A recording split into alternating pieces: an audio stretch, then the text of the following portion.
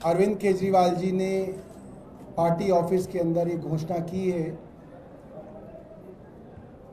कि पिछले 2 साल से भारतीय जनता पार्टी अरविंद केजरीवाल और उनकी पार्टी के तमाम बड़े बड़े नेताओं के ऊपर कीचड़ उछाल रही थी कि ये लोग चोर हैं, इन्होंने बेईमानी की, इन्होंने भ्रष्टाचार किया, इन्होंने करोड़ों रुपए की कमाई की।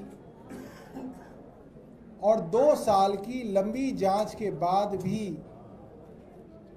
ईडी सीबीआई के पास वो हिम्मत नहीं है कि वो ट्रायल भी शुरू कर पाएं, मुकदमा भी नहीं शुरू कर पा रहे। ये बात सुप्रीम कोर्ट कह रहा है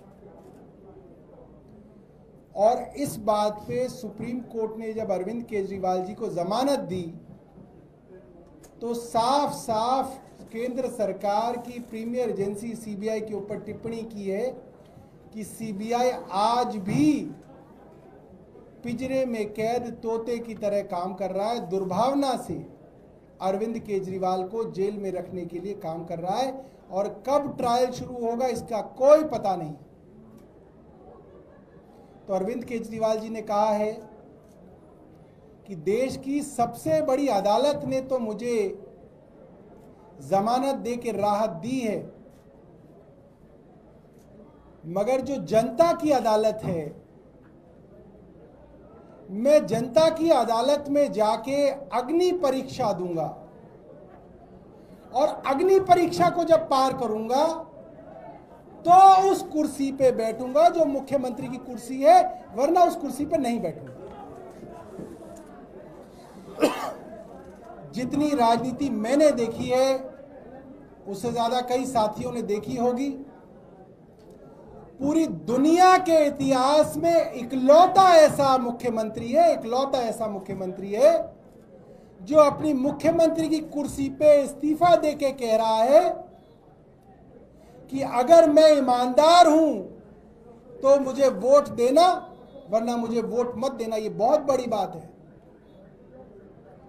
जनता की अदालत में जाके कह रहे हैं कि मैं आपका मुख्यमंत्री अग्नि परीक्षा देने आया हूं।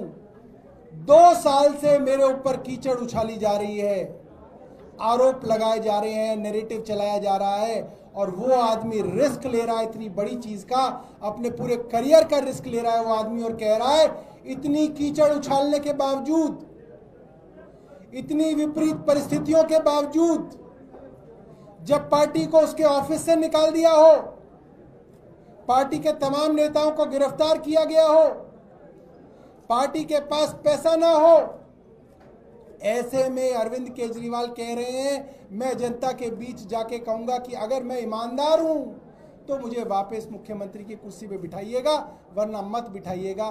भारतीय राजनीति के अंदर ऐसी नैतिकता, ऐसी शुचिता देखने में नहीं मिलती, जहां आज भारतीय राजनीति एक कीचड़ के समान हो गई है। ये इकलौते अरविंद केजरीवाल हैं।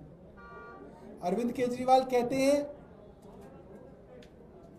कि तमाम आरोपों के बावजूद,